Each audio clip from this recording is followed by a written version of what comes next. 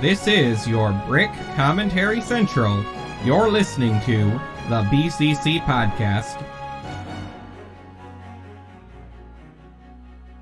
It is Tuesday, September 28th of 2021, and you're listening to episode 298, or 279 Hold up. of the BCC Podcast. I stopped the music too soon and it threw me off. This is a special after-hours edition of the BCC Podcast, where we talk about something that we don't normally talk about on air. Politics. That's right. We're talking about the Mario movie.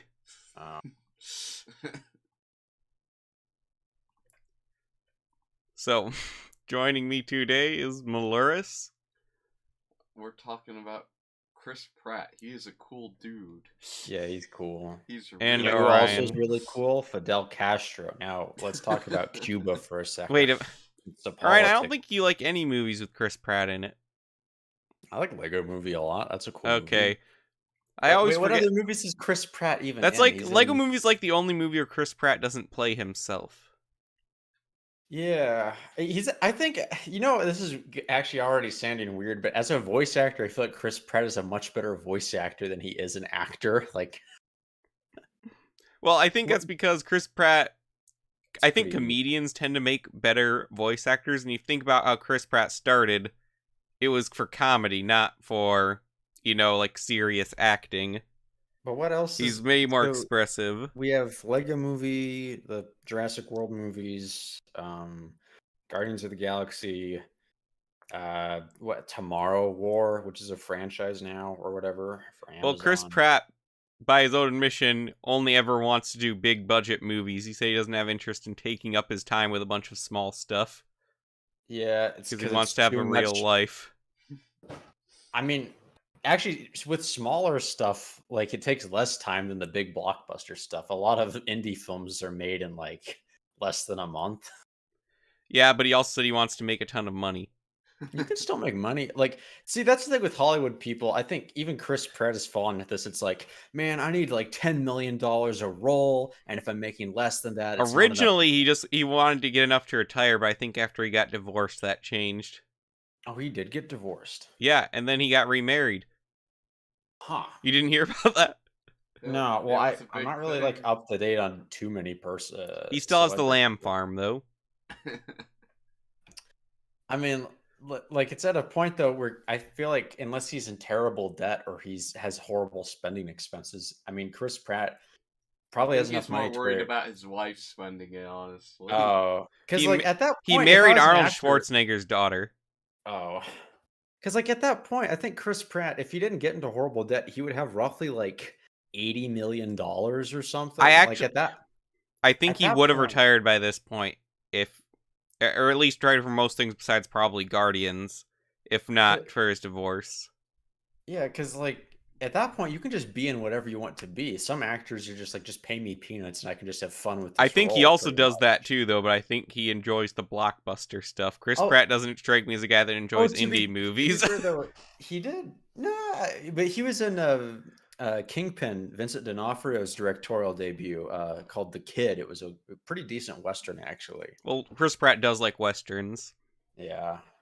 like The Magnificent You know Seven. what? Chris Pratt also... Oh, that is true. Ugh. I'm not big on that one. It was okay. Me and Leo, when we were in the Keys, are like just flipping through channels, and randomly we see Chris Pratt like smoking a cigar in The Magnificent Seven. It is one of his better roles. Like it looks like he's doing something different than being Chris Pratt. He's actually being kind of like semi scumbag Chris Pratt, which is cool. I don't think it's Chris Pratt's fault that he gets typecast at this point, because I think he has more range. Because remember, originally, he was not typecast for Star-Lord at all. That was like way out of what he'd done before. Well, no, see, Star-Lord, the personality is totally like I know you're like, oh, This Chris is Pratt, your sort of Brick like Commentary Ant-Man, so Central. everything's Whoops. falling You're apart. listening. What happened? I accidentally played the intro again. Oh. But I feel like the character is right up his alley. It's just physically, it was very different for him. Like I don't think anything about how the character is written is different for Pratt. at all, really. I feel like it is just coming off of Parks and Rec. Yeah, I guess coming off of Parks and Rec. Because that was like the only thing he'd done up to that point. Sure. I mean, now it's not like out of character form because that's what he has become his typecasting. I don't think he has much range, though, personally. That's why he kind of is in the blockbuster category, because when you go into different movies, you kind of have to do a lot of more interesting stuff. Not that Chris Pratt can't act. It's just he's not like a I don't know, he's not like Jake Gyllenhaal or anything. But yeah, again, just the vibe I get from him, though, is also that he really just doesn't care to seek out those types of roles. Yeah. He likes. But he does like Mario. Oh, he He's a also said he big likes to fan. be in stuff that his kids will watch. So, yes, we'll see. Yeah, okay, well, let's talk about the Mario movie casting. This entire movie's casting is just a meme. I didn't even know it was a thing until recently. Like, I'd heard It's been in the works for a long time, but we already knew it was going to be bad since Illumination was attached to it. I didn't even know that. All I had known was that there was going to be some Mario movie at like some point. I didn't even know what studio was doing it. Now, there's a bit long history of, like, Mario or Zelda TV show or movie. For a long time, there's heavy, like, people are treating it like true. There's going to be a Legend of Zelda Netflix show. And I don't know why they thought that. That's why Or probably, why they'd want that. Yeah. Hey, we already got a Legend of Zelda TV show. We don't need another Kevin, one. I told you when we talk about Nintendo, you're not allowed to talk about the CDI games or any of the old cartoons. But those are the fun ones to talk about. Not with Yes, you. especially with this, because this is exactly what's But going to happen. that's all you'll talk about then, are those, and nothing legitimate. I don't think Zelda isn't a game property that would lend itself to a movie or a TV show very much. Like, No, it's very because Link is a gamey. non-character by design. Well, you could have a non-character in a movie, but I think like just the story in general. Zelda, the story could work, yes, but the thing is, it would be so Zelda's hard to about adapt, experiencing, not watching. It's about you feeling it firsthand. It's about you being there, which I think a lot of the newer fans that have dropped in Breath of the Wild don't quite get that because of how bare bones like the story is. Yeah. But it could maybe work, but I don't think a studio would want to take the risks it would take to adapt it properly at all. you couldn't just adapt any of it because there's not enough meat in any of the games. Because No, usually, I mean, even to like add meat to it, like they would want to add all this stupid stuff that they put in, like the Witcher TV show for filler and everything. It's just the tone they would take too. Like there's this weird. It's just so bland. All the stuff that's coming out of Netflix, and like these kind of like they're trying to like every studio is trying to fill the gap of like Game of Thrones or whatever. And they're all just kind of. But it's funny because no one really- wants Game of Thrones anymore. I know. That's what studios are always late to getting around. It's to this. it's hilarious how fast Game of Thrones just completely died. Yeah, I watched the first three seasons of it. People I seem to didn't think- enjoy it up until the ending, but the ending just literally killed like anyone's ability to remember the show. Well, it has no cultural relevance now, which is weird because it was very, very culturally relevant, and it's because like they didn't have any more books to go off of it. I like the first three seasons. I don't know. It's kind of annoying because they'd have characters get knocked out right before a big battle, and then they'd wake up after the battle, so they wouldn't Just have to like in shoot The whole Hobbit. thing. Yeah, but it happened so often that it became a little annoying. But it was all right. I guess I can see why people liked it a lot, but I didn't want to go past season 3. But honestly, with the Nintendo and adaptations, there's always been rumors, up from the very beginning, but I don't think a lot of us thought that this movie was actually going to get made in the end. This is like the first time where we thought, it's actually like, what, this is happening. I thought, just after hearing it, I thought, what if Nintendo, just did the movie in-house, essentially? Remember, Nintendo has no writers. No, well... No, it's true. Do you know there's only 3 games from Nintendo that had a writer, like in their classic library But I that mean, had a they writer. still have like at the end of the day, you still have like a written thing for the games. Yes, that you're but the making, not developers do pre-written. that.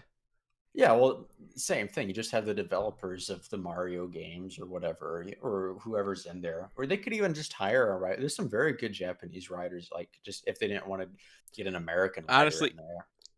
the history of like early Nintendo and how they did things and how they insist on keeping to some of those things is fascinating. Uh-huh. Because yeah, for like Nintendo, now there are like sub studios for Nintendo, which I assume have some writers, but like Nintendo's main in-house first-party developers, not their second-party or other studios they own, like why their name escapes me, the Fire Emblem people. Yeah, like I mean, that would very obviously have to have a script, like a very detailed. Yeah, I see. Fire Emblem's such an outlier for a Nintendo series because, for one, it has consistent releases with games. It doesn't look like a Nintendo game. It's at all, very though. different than other Nintendo properties. I would say it's still very Nintendo, where it focuses on the gameplay first, and everything's very interconnected. It's not like I enjoy games from other companies, but I find a reoccurring theme is the story feels like so disconnected from the gameplay. What is it? Ludonarrative dissonance is the technical term for that. But with Fire Emblem, it's very much like it starts out as the tactical strategy game, and then all of the RPG and story stuff is basically put on afterwards just to polish up the gameplay. Do you think that they just wouldn't be able to do Mario and like let's just say they wanted to do it? Do you think they'd have the capabilities to do it? Because like making they also wouldn't have that. Cutscenes is one thing, but then making a whole movie. Also, remember Nintendo's development teams are extremely small by modern standards. Yeah. Like I think the average salary, like at Nintendo, or like the minimum, they get paid a lot, like a ton of money. It's like the opposite of anime. It's like most people working at Nintendo make six figures. Wow. Which is not normal, especially for the American development industry. No, yeah. And like they force them to take vacations, and they will not allow any crunch time. They got really mad at like who's it? Metroid Prime people. Metroid Prime. Yeah, the studio that made Metroid Prime and Donkey Kong Country Returns. What's the studio's name? The one, I think they're based in Texas. Yeah, what did they get mad at them for? No. Well, in Metroid Prime, they had a lot of crunch time at the end.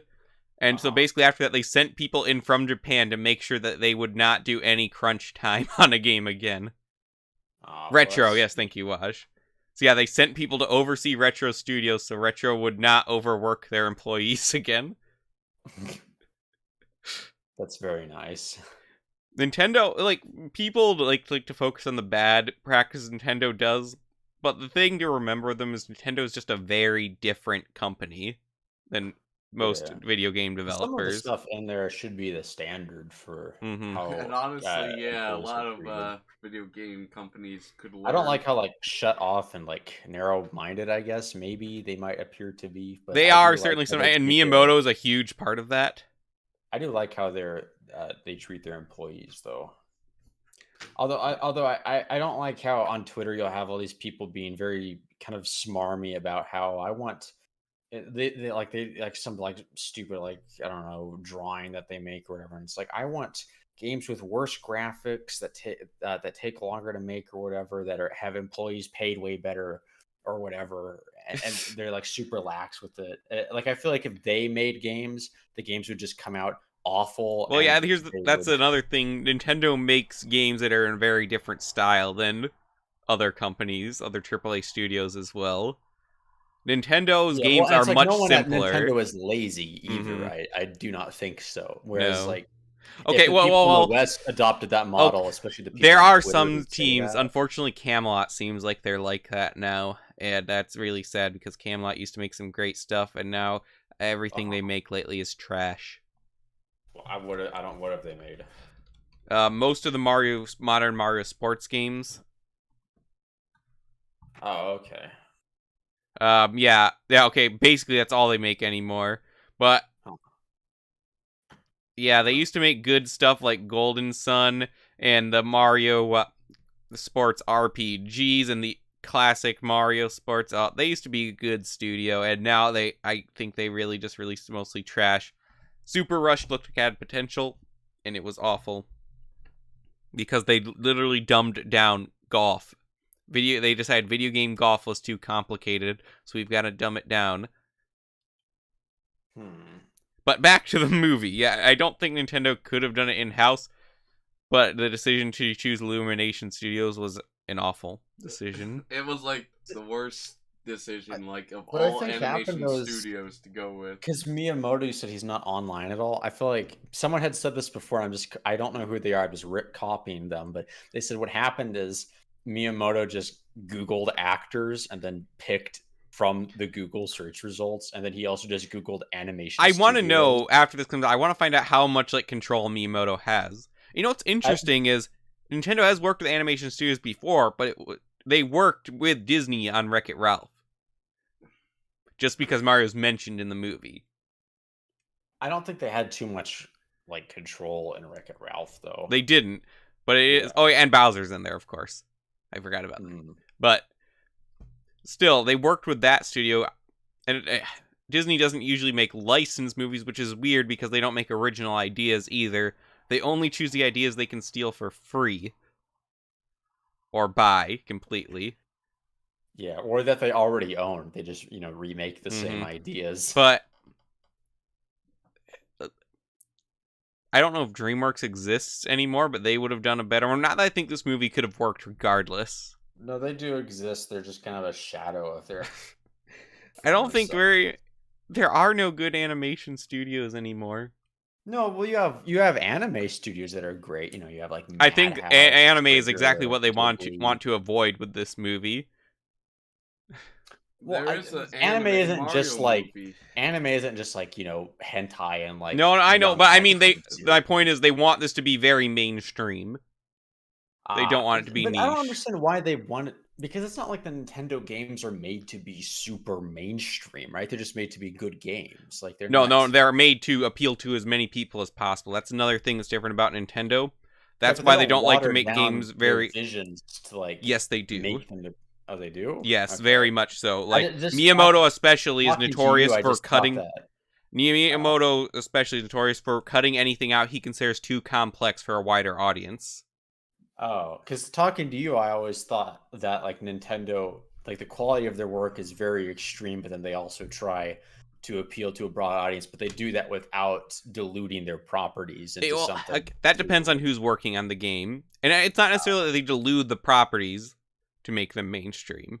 Usually, the philosophy is make something that is Fun. good and quality that can also be mainstream. Because that's kind of the impression I had gotten from all the Switch games I had played, where they're very good quality and stuff, but they felt kind of uncomplicated or watered down. Like Super Mario Odyssey, I enjoyed that immensely, but I tried to go back into it again. It didn't click with me on like the second playthrough at all. And I was a couple months in between, but Breath of the Wild 2, it just didn't. It felt good, but it just didn't. Breath of the Wild, I have not been able to play again. Meanwhile, I've played Ocarina of Time probably they're 8 very times fun through. games.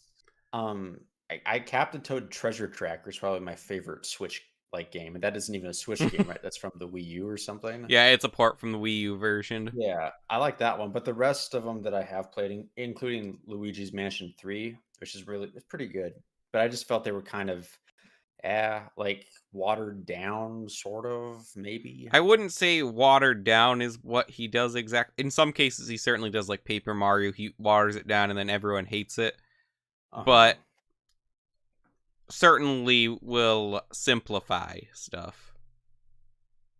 Not necessarily, simple doesn't always have to be a bad thing. In many cases, working in the restrictions is what makes the games better, I think. Because when you can just do anything, then you come up with something that's actually quite the same as other things. Yeah, well, I mean, the same rule applies to filmmaking too. Like, the less stuff you have, the more creative you get, like with restrictions and stuff. So, Nintendo's game design philosophy is really weird, and you can't pin it down entirely because there are different studios that work on different things. So, DreamWorks, no, they're kind of just doing like direct to DVD stuff now, almost like Spirit Untamed, the movie, Troll Hunters, Rise of the Titans, Boss Baby, the second one. Boss Baby. Wow. But yeah, It's basically just talked- Illumination. Like all that movies just look like Illumination. and Illumination movies. sucks. Yeah, I don't think there's a person on Earth who doesn't know that though. So Unless it's I people am that not going like to have any hopes whatsoever for this movie. I also think Mario is a horrible concept to make a movie off of. like Zelda is a better concept than It Mario. would be, and I still wouldn't say it would make a good movie. Lodge points out that Metroid could make a cool movie. Metroid could. They could not do a traditional movie. It could not be a comedy if it's Metroid. Well, it would be like a sort of space they- horror type of thing. I mean, you kind of, think. from what I've heard of Metroid, we already have a version of that, and it's just Vin Diesel. It's called Riddick. I don't know of that. You don't know about Really great B No. movie series. I love Yeah. first one, Pitch Black, and the most recent one. I think he's finally making the last one, so I'll get like 20 years later, we finally get a conclusion to the Vin Diesel, Metroid series. But also the thing is, maybe it's changing now. Metroid is finally getting some popularity, but Metroid was always a series that undersold a lot. So it definitely would not be made a movie just because it didn't have that pull anymore. Yeah. So I would agree that Metroid has more potential just because, for one, also, Metroid is always so contained in the stories that there's a lot more to explore in that universe, I feel. From the tone I've seen, it's a bit easier to make cinematic as well, the general atmosphere. Yeah, probably. But with Mario, here's the thing is Mario has a lot of the world fleshed out already and has hammered it in that's a very simple world in a lot of cases, and it's just for... Well, it's a very episodic sort of thing, It's hard to make a movie out of something very episodic. So, like, how do you... They did twice. Once in They an made two anime Mario and movies? once in live action. And they were awful. Yeah. So I had the same expectations for this movie as that. Ryan, I assume you know the history of the live-action Mario movie. Fairly. Oh, yeah. I wonder if this really is going to turn out any different, like in how the behind-the-scenes stuff work. Because remember, this cast is basically what they wanted the original cast of that movie to be. The behind the scenes for this, Illumination Studios, I guess to work in there, it's a pretty decent experience. Everything goes smoothly. People make a lot of money. There's minions on all the cubicles. Yeah, apart from the insanity people are driven to by working on these products, it's a pretty nice environment from what I've heard. But I do wonder how it is with them having to work with Nintendo. I mean, I think for what this actually screams more to me, because for Illumination Studios, like this cast is pretty much the same as any other Illuminations cast. Like they take a certain amount of actors that are all big names. They don't have any voice actors. They have like Matthew McConaughey and Idris Elba as voice actors, and Steve Carell and stuff like that. So I mean, I wouldn't even be surprised if Nintendo is basically just evolved on a very minimal aspect of this, really. From what I've heard, from what people are saying, Miyamoto is very heavily involved. Okay. Like he's devoting 24/7 to this movie. To me, this whole thing, up including the cast, it just seems like a very well. There's the also normal... thing is Miyamoto keeps saying how he knows nothing about making movies, so I don't know how much he's just trusting whatever they tell him. I mean, that's just what it is, I think, because the whole thing just, even down to the poster that's been released, it just looks like a typical... Okay, let's go. Let's talk about the actual casting a bit more, though. So Sure. Chris Pratt is Mario. First off, Mario talking a lot in a movie sounds really weird. The video of Chris Pratt? Yeah. Where he goes, "It's a me, a Mario." Thank you for selling us, Chris Pratt. This is a great... Well, no, he immediately says, no, that's not the voice. I know that, but then he's also like, we've been working really hard on the Mario voice, and I'm like, okay. Also, I just want to point out, watch comment, I really hope Dread does well. From all the hype surrounding it and like what the pre-orders are looking like, I think it's definitely going to be the best-selling Metroid at the very least. Metroid Dread, okay. Yeah. Yeah, like, I ordered Metroid Dread before I lost my wallet, so it's like the last thing I have to look forward to right now until I get all my credit cards back. But, no, I think Metroid could become really huge this console life cycle, because Dread, you're already seeing way more publicity for. There's a big horror niche out there, big bunch of horror fans who like the darker aspect of. People keep saying that, but it doesn't really look that much darker than other Metroid games not to too me. much darker. The trailer, kind of gives it a more of a horror-ish vibe. But regardless of that, then we've got Metroid Prime 4 coming soon, so Metroid could become really big now. I feel like Metroid became bigger during the time it didn't have any games coming out too. Yeah. Because with the internet, these more niche series get more exposure. Now, if only Pikmin could blow up in popularity.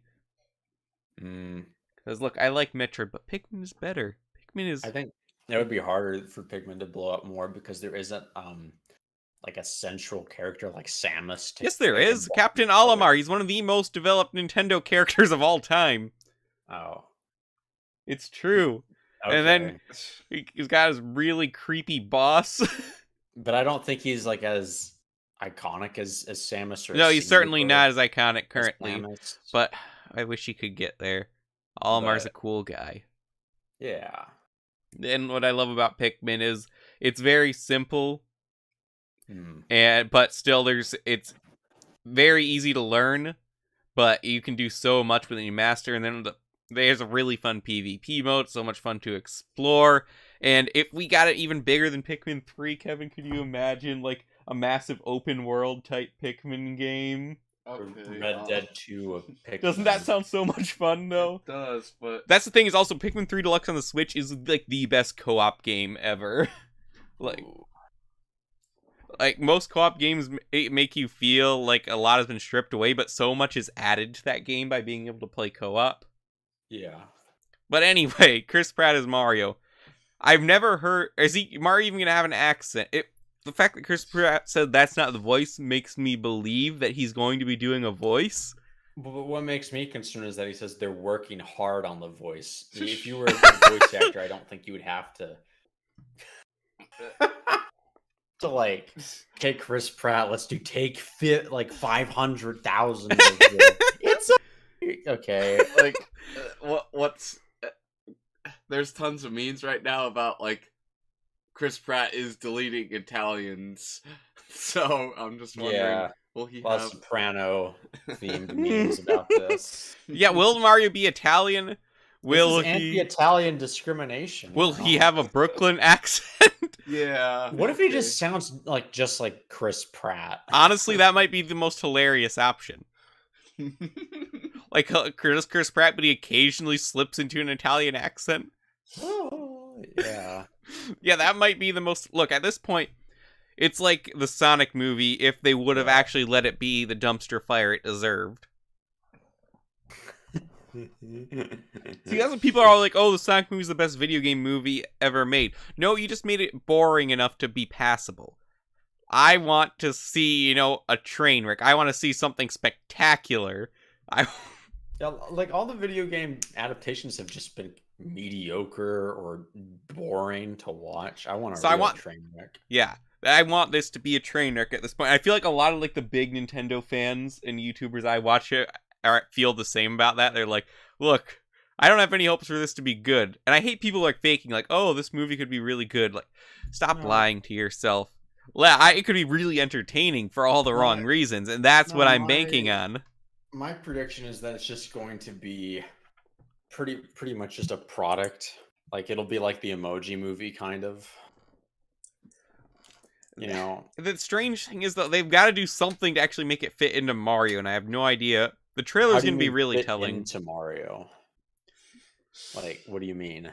Fit into the world of Mario and the lore Mario has. Mario actually has a lot of lore. No, it's not going to fit into the lore at all. It's going to be its own thing. Yeah. That is something, though, that Miyamoto, I feel will hold to. You have to stay true to the property. My prediction for it's just acting like the movie itself acts like there's no Mario outside of the movie. It'll just be its own thing. Then how are you going to explain the Donkey Kong cast showing up as well? I mean, like, I think into it's just more they're assuming the movies. kids will just show up like, hey, look, it's Donkey Kong. Like, I don't think the kids really care too much about if Donkey Kong has a But well, then how do you explain story. Foreman Spike? I don't know what that is. Exactly, it's a very niche part of Mario's detailed history. Yeah, I but know like you said, it's to appeal to the a broadest group of us, demographic. like within the BCC, for a while we were working on a Mario timeline, trying to dissect how all the games fit together. We put at least 13 hours into that discussion and got about 30% through it.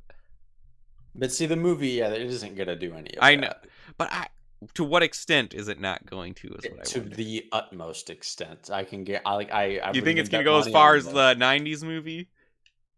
No, see, the '90s movie just reinvents everything. Like the Mario movie is just gonna take everything from Mario and stuff it into the movie for pop culture recognition, and not acknowledge any of this niche stuff you're talking about. Really, No, I'm not outside of even just talking about the niche visual stuff. The thing references. is, how do you translate the basic plot of Mario into something that's more than a half hour of No, they're going cutscenes? to make their own plot. Like it's going to be Mario, like going through his game to get the princess or something. Like it's going to be its own self-contained And sort then, of adventure speaking of thing. that, you have a lot of like the movie YouTubers who, like, for some reason, automatically assume that this is going to be Mario going into the real world.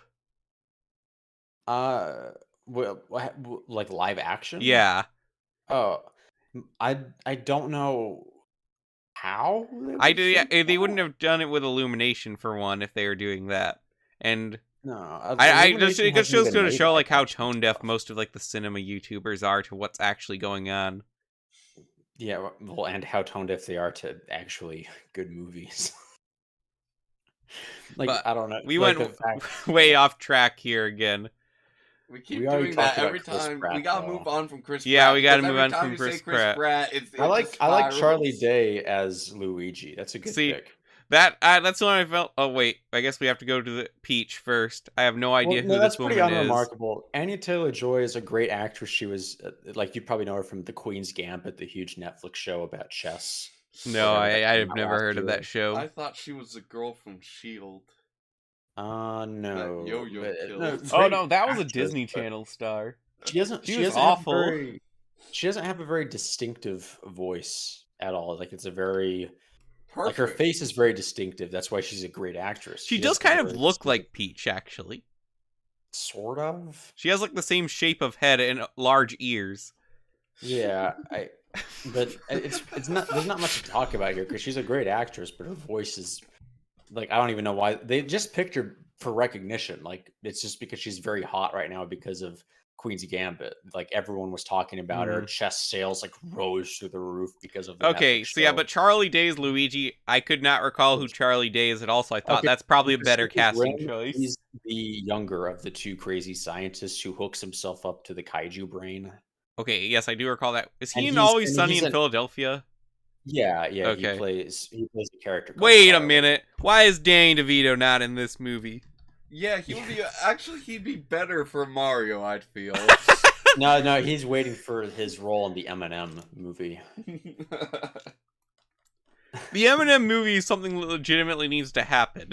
I keep telling people whenever I've seen that trailer, the Mhm. fake trailer in theaters, they're like, I Yeah. always lean over and I'm like, that would actually make a good movie, and they look at me like I'm absolutely schizophrenic. See, But look, it like would. that could like play on the tropes, of like the animated character goes into the live action world, because the Eminems have always been that. And then they're making fun of all the genre Uh-huh. tropes and stuff, which they do in the trailer, and it's pretty funny. Like every time I see the trailer, it's like this is a better trailer for this than Yeah. the trailers that are about to play Eminem in the real consistently movie has theater. pretty good commercials.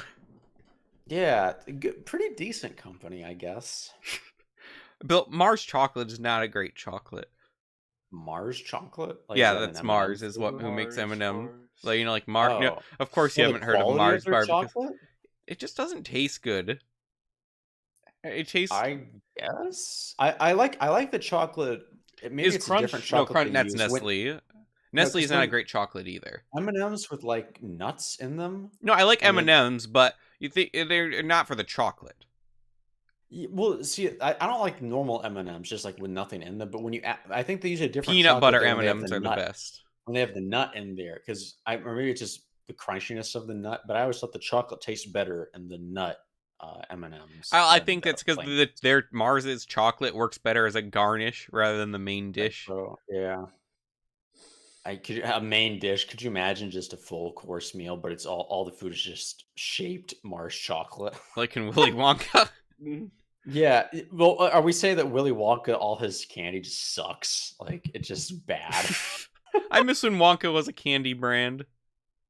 Wonka That actually was had a like good time. I remember I would play the their Wonka web stuff games was too. so good. Like, yeah, it was all good. Like there is not one single thing that I don't wish would come back. Because Like- it was all weird stuff too. Like candy needs to be weird again. All this candy just freaking sucks right now. It's all generic. That's how and Nerd starts. gross. They're like the only ones that yeah, a Laffy Stuck. Taffy is like the best mainstream taffy. Sweet Tarts, Gobstoppers. I really like the sour I stuff. miss a Wonka bar. So I was just looking up. There's this thing, Wampa Triple Dazzle Caramel. I think I had one of those once. The Wonka bars were awesome though. I didn't like See, I them that haven't had much. 'Cause I don't like a graham candy bar in, cracker. I forever, love though, so them. it might They be were my misremembering how favorite, good and then some they got these rid were. of them.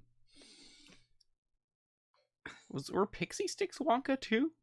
No. No, this is saying Those Pixie Well, were- Sticks. there was this sour stuff that like No, Pixie Sticks were a Wonka candy. there was this like I think But they didn't it was come like from paste Wonka, did they? Like, sweet originate? tarts at Oh, some Fun Dip. point. That was also Wonka originally. They still make that. Yeah, they still make most of the Wonka candies. It's just not Fun under Dip Wonka is, brand like, That's a anymore. pretty. We need to make a tier list, each of us, of like candy stuff. I feel like we 'Cause did that would once, be but up it was there. kind of limited. Yeah, they didn't have very many. Like the Fun Dip one with like the little stick that you lick and you dip to the dip or whatever. Is that what I'm thinking of? Yeah, I recall that's you pretty saying up many there. times it's your favorite candy.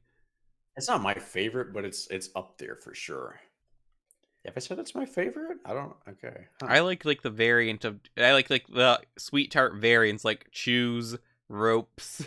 I think You know what my favorite candy right now? I don't know would be, if though? it I haven't was had it in Sweet a bit. Tarts, but Warhead. We like barely talked classic about Charlie Day and started talking about candy instead. Warheads. it was man. like the sour paste thing. I don't know see. what I like it Warheads, but I was. wish they were sour all the way through. No, it's gonna. If they were sour all the way through, it would eat a hole in my tongue. Well, Like, that's actually what sour sweet tarts do because they are very sour, and then afterwards, like my tongue just feels like it was like degraded the next day or week. I keep telling people who've had COVID and they can't taste stuff. I just like eat a ton of sour stuff and just like burn your tongue off and have it regenerate. Like you'll be back to normal. Don't and know if that's how that worked, but anyway, I know it's let's get back on neurological, track. I So know. Charlie Day's Luigi. Okay, Hey, that's a good pick. That's like the only good one in here. No, There are two The good next ones. one There are two good comes- ones. best one. Oh yeah, Keegan Michael Peel as Toad. There we go. The best cast. Jack Black, Oh, Bowser. no. I don't like this one. No, I don't the like- best now. one. Should be noted. I'm You a like huge Jack Black. proponent of Jack Black. Yeah, not his YouTube channel, but everything else, sure. But what the heck is... First off, the thought of Bowser talking a lot, last time they did that, it was just weird in Super Mario Sunshine. If you're going to have Bowser talk a lot, you need someone with a deep Remember, voice. Sakurai won't even, like, put Bowser as a voice actor in Yeah. Smash Bros. He still uses the cougar. You know who would actually make a great voice, like better than Jack Black? You need someone with a deep voice, but you know who would make a good voice? This is a horrible pick. The Rock for Bowser. I can see it. Yo, Mario. Yeah. Get over here. You got Now, skyscraper? this is How also does what I was movie saying. The with only that? way to make a good Mario movie was if you made it more like the first part of WALL-E in like classical cartoons, where there's not much talking and it's more like action oriented. Not animation. It could still be like comedy actually, but like action oriented comedy. Yeah, we're even not like like WALL-E isn't action like an action movie. Or I mean, anything. not It's like action like an action movie, but like movement of the characters rather than dialogue. Oh yeah, for sure. That's the only way it could work, and this obviously is not what they're going for. Yeah, like The Rock would be a much better Bowser. Like, the only thing I can find... I don't want Jack Black to put on any voice for this. I want to just literally be Bowser opens his mouth and it's just Jack Black. I think I think this is. That's probably what's going to happen. Like, I can't imagine Illumination is going to how much money they're paying for these actors. I don't think they want Jack Black to disguise his voice. Like, that's his selling point. Yeah, it's Jack Black. And then Keegan-Michael Key is Toad.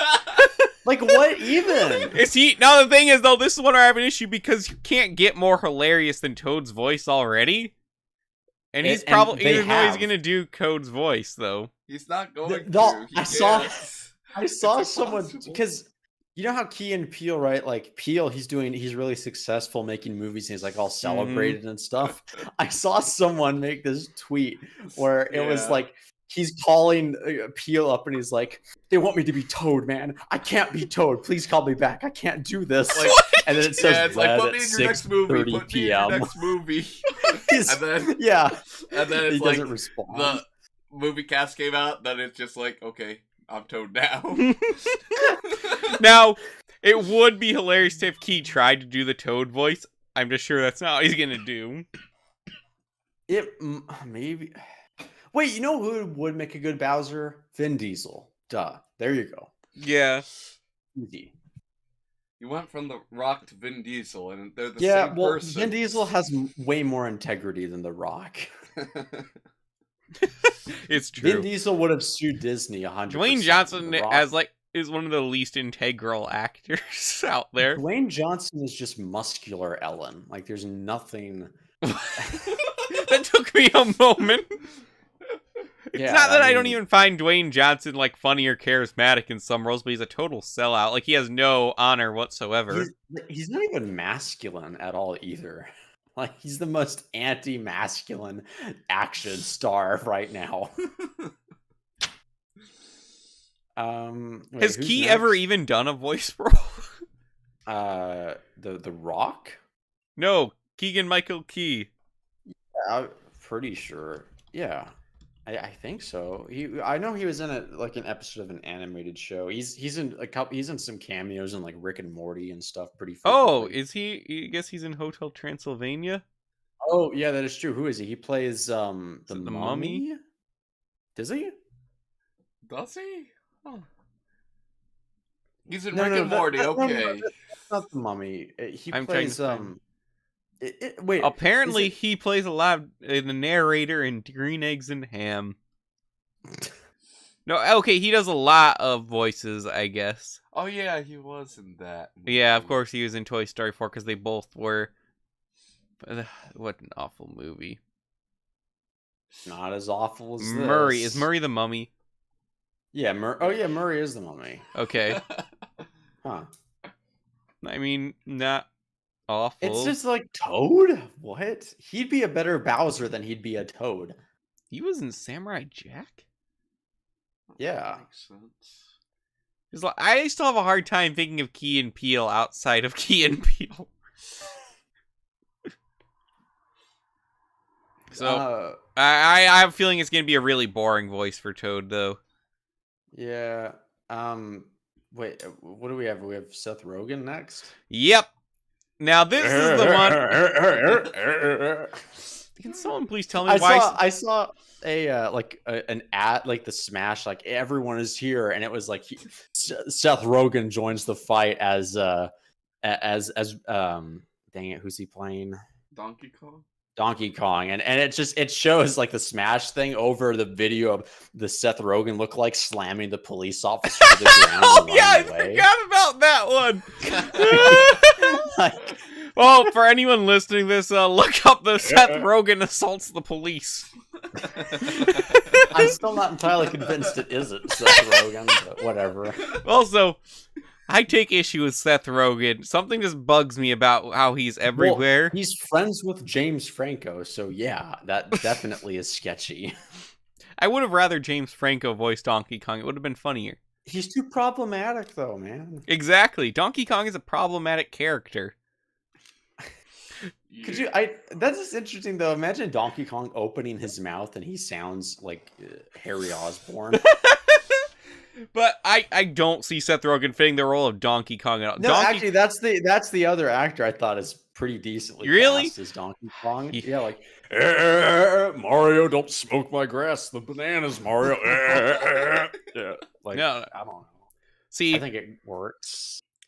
Donkey Kong is a chaotic neutral character. Yeah, just like Seth Rogen. Oh, no. I don't know. I just can't see it. I can't see a Donkey Kong. I have a lot of respect for Donkey Kong. And I have no respect for Seth Rogen. Like, I think of, like, anything that Seth Rogen's in that I like, it's like Kung Fu Panda, but, like, the Furious 5 casting is not the, like, highlight of Kung Fu Panda. Yeah, I'm a big fan of Jackie Chan's work and like Kung Fu Panda series. Like, I'm trying to think, like, of his lines. None of the Furious 5 stand out as, like, great voice cast. Like, the voice cast is, like, you know, on Tai Long, Po, Shifu, and Oogway. Those are the good voice in that Seth movie. Rogen's not a great dramatic actor, but he's fine as a comedic actor. He's great. It's a thing also. Remember, Donkey Kong carries weight. He's a dramatic being. Is he? Yes. Okay. He has the strength to punch the moon to Earth and back. Yeah, but is he emotional? Well, Donkey Kong is very emotionally complex. If we take the Subspace Emissary into account here. Is this an in-game event in Donkey Kong? Which part, the moon? Like, something about an emissary? Subspace Emissary is the story mode for Smash Bros. Oh. Bro. It's one of the best movies ever made. It's cinema. That's someone actually in video games that could make an amazing movie, except Sakurai even stopped even making cutscenes because he said it's no use making a form of art people can just look up on YouTube. Well, you can't look up movies necessarily. He said he on YouTube because he wanted the cutscenes to be something people would earn. So he just decided it's not worth making them in the modern day. But, like, can't people just watch gameplay of Smash Bros. And stuff? Well, yeah, he wants it to be something that the reward to be in the experience instead. I don't agree with that philosophy. I want more, but that's why he's as a director would be amazing though, because he has such an attention to detail, and he actually is really hilarious. Like with Kid Icarus, he writes hilarious dialogue. But Seth Rogen, on the other hand, is not hilarious.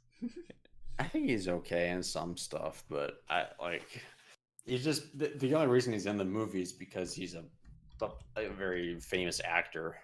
Like, that's the only Honestly, reason. I could see Jack Black doing Donkey Kong better than. Yeah, I don't know why they made Jack Black Bowser and not Jack Black as a human being is Donkey Kong essentially. IMDb changed their page layout and it sucks now.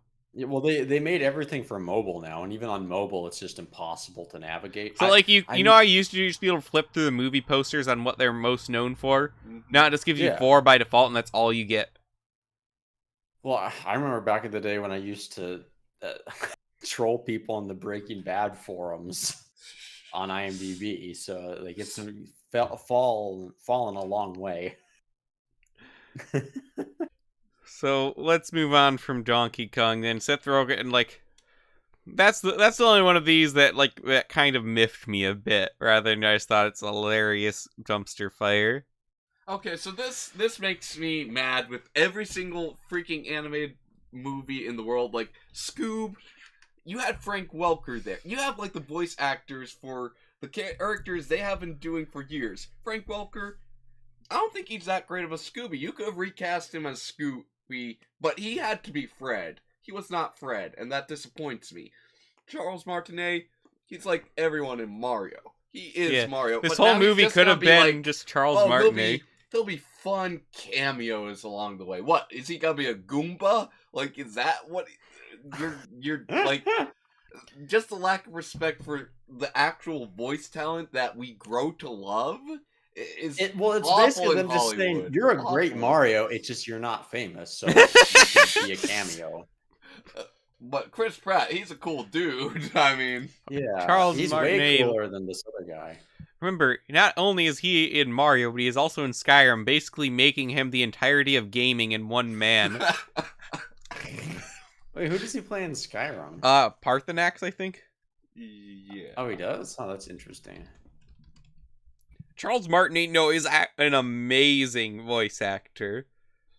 I'm hoping, though, that this kind of ushers in the death of casting the movie star as the voice actor. Like, if this sucks big time, I'm hoping that we'll go back a little bit. Like, I like, bless Robin Williams' heart as the genie, but I mean, that kind of just broke the animation industry. Well, I mean, a little bit. I still think it was Shrek that did it more so than Aladdin. I mean, but see, to be fair to him, he tried to make it in his contract that like he wouldn't appear as a name in all the promotional stuff because he didn't want this exact same thing to happen. Tried to sabotage the movie he was also working on at the same time. I feel like the issue with celebrity voice actors comes from the issue with animation overall, where it is seen as a lesser art form. Where they feel like animation is not, and this isn't just Hollywood, actually, this is like the general public feels the same way. Animation is not good enough at its own to be... I mean, it's different, like, overseas, like, especially in Japan, but in America, like, all of America... Because for some reason we still have the assumption, that it has to be for kids, which I don't understand why that assumption's still there.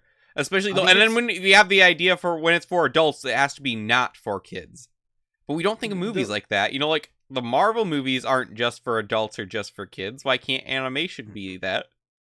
The reason is mostly just because it kind of is pure chance, because in Japan and in the US kind of started on animation earlier than Japan, but they both started out somewhat similar where it was kind of more or less catering towards children. Like, the big anime thing in Japan was Astro Boy. Well, the thing with Walt Disney never wanted to pander to children.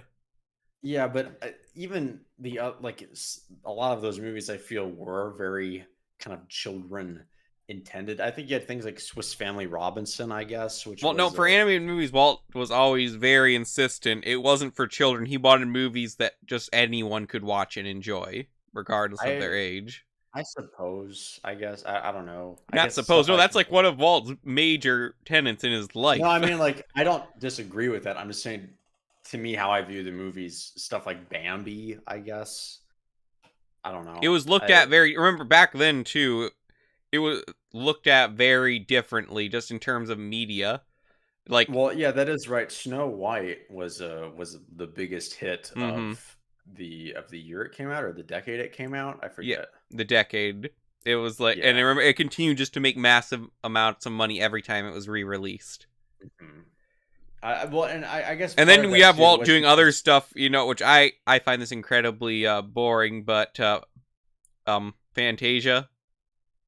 Yeah, well, actually, Fantasia is a good point, because animation, the reason I think it did so well back then, especially, it didn't do as well as they were hoping, because originally the idea was like it would be released every year with a few segments swapped out with new musical numbers.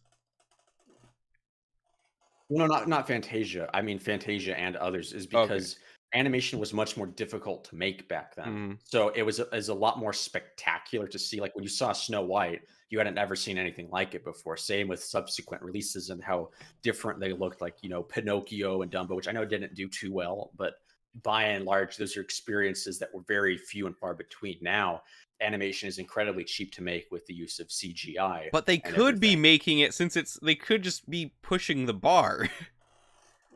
I mean, they could. The thing is, I feel like, honestly, when it comes to pushing the bar, you can't really push the bar any further than just the concept of animation. Like, animation itself is limitless. Like, what are you going to make more realistic looking 2D drawn figures? It's not. It's not just about realism. I think that's part of the issue with where it's been going. Well, I mean, that's what I'm saying. It's about what you do with it. Honestly, one thing I feel like actually is kind of a good example was, like, some parts of Frozen 2 actually look really, really good.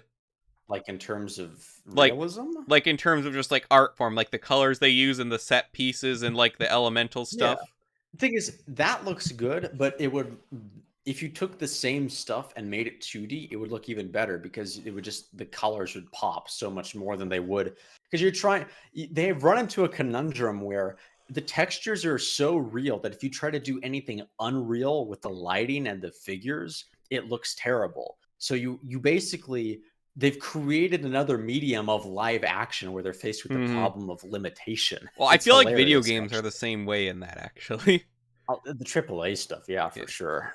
And that's where I think Nintendo actually, like, people complain about, like, the anime style for all the Smash Bros. Characters, but that's the thing is, because they don't do the AAA and they animated stuff, you know, keep it to a different style so everything has more creative freedom in the games. That's why you get characters that look more what they consider anime. I don't think to Japanese people all the characters look quite as the same as people here do.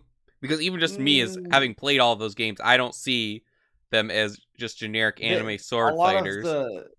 Like, if you watch enough anime, you'll know, like, a lot of the designs of the characters have a lot of anime character tropes. Well, certainly, but it's not like we don't have those here either with like Cal Arts or Illumination Studios. Yeah, although I'd say, I don't know. Yeah, I guess you have a fair point. Yeah. But my point more so with even with the realistic stuff, or you could do other stylized animation is becoming bigger. No, Spider-Verse is not an example of the best animation we can achieve. But you could think. I just think of it like so many of like movies in the MCU probably would have been better if they were animated because they could have done so much grander things with them. Look so much better too. You wouldn't even have to spend a fraction of some of that budget on this fight scenes because it's not like spend it all on animated action is just such an untapped place. Well, I mean, in the West, yeah, but yeah. But the East like style of action is never going to appeal widespread in the West. We have a good style of action in the West, and we have the ability to do the animation. We just don't combine them well. I think it is just because you would make less money. And it is because I think you'd have a lot of parents who would actually be disturbed and complain because for some reason they can't get it out of their head. These are normally reasonable people, but then they're like, no, animation has to be 100% clean and children can watch it without worry. I think that's the issue is parents have decided animation can be a babysitter. That they can put any animated movie on and they don't have to worry about what their kid is exposed to. Pretty much, yeah. That's why I feel like the MPAA actually doesn't really care about what's in animated movies because they can get away with a lot of like innuendo and. I guess I don't think the MPAA watches the movies. And then it's like you get something from The Rescuers, which had some stuff in it for. No, that was only the home video release. Yeah, but still. Well, I mean, it's not anything compared to what PG movies used to be at all. Like, it's much, much tamer. Mm-hmm. So, I don't know. I would say... Though that not to say I have an issue with what PG movies used to be. That makes... When you're selecting a movie for a whole family, selecting anything from the 80s is a very risky move. Yeah, I suppose so. But... yeah, animation as a whole is a problem. Charles Martinet deserves more respect. Mm-hmm. But I'm glad he's in it to some extent, at least, and they didn't just pretend he didn't exist. Like, that's what they did with the Sonic movie, basically.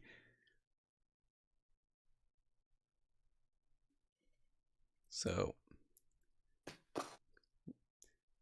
yeah, then we have a few other voices here. This just confirms, yeah. This is the ones that they didn't consider, like, important enough. But we have the voice for Kamek, Cranky Kong, and Spike, and I haven't heard of any of these people. Who are they? Well, I have it up on the screen share now. Oh, sorry, I was just looking at the Discord feed. I don't know who Kevin Michael Richardson is. Fred Armisen looks familiar in a bad way. Sebastian Maniscalo, he looks like... I think these are all voice actors. Are they? Yeah, because I do not know any of these people. But the interesting thing more so about this, again, shows that they're diving in a bit deeper to the lore of the games, which is the odd part. Which is why I'm confused, like, how deep are they going to go? Because Foreman Spike has a interesting history with Mario where he's only in one game with them Wrecking Crew, but that implies this whole backstory of Mario's mysterious backstory has been, something I've chased my entire life, trying to just decode and figure out what's going on there. We don't really even know where Mario... Kevin Michael Richardson was the guy in the Goro prosthetic in the original Mortal Kombat. Huh. But he's also in The Last Airbender, and I'm trying to figure out what role he was. I'm looking up Fred He's in like 500 credits. That definitely means he's a voice actor then. Yeah, all of his stuff is animation. Dang it. Scrolling down. It keeps scrolling. Seth Armisen is labeled just for the music department in a lot of things. Yeah, okay, he is a voice actor. So I guess they do have some voice actors. Who is he? I'm trying to scroll down to even find it. Where? He's in too much stuff. Just search the page. Control F. I'm on my phone. You could be going so much faster in life. Oh, he was just he was only in 6 episodes. He was Tyro. Say that as if it's not like 20% of the run of Avatar. Huh? You say it's like only in 6 episodes. That's like 20% of the entirety of Avatar. Well, yeah, but he's only additional voices in it. Like in the episodes, he probably has Is he a the very cabbage minimal... guy? No, I just read him off. He was Tyro and Lion Turtle. Oh, that guy. Yeah, so a pretty minimal part. But he's in a lot of other stuff too. He's even in the video game for the PS2. Wait. He's in The Irishman? Yeah. No, this is Sebastian Maniscalco. Wait, is he Crazy Joe Gallo? Oh, I did recognize him. Yeah, he was also on a Joe Rogan podcast too. He only has 14 credits as an actor.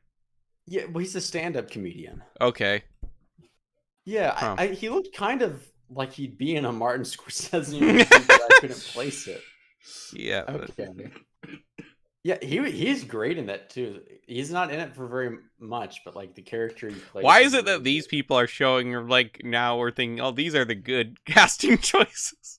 Yeah, the guy who plays in The Irishman is like one of the better picks. And like instead of like a Jack Black and stuff, it's this guy. Why is Fred Armisen's picture the only one with a watermark on it? Photo credit Sam Jones. Sam Jones. What's even the point if your name is something as generic as Sam Jones, using that as your watermark?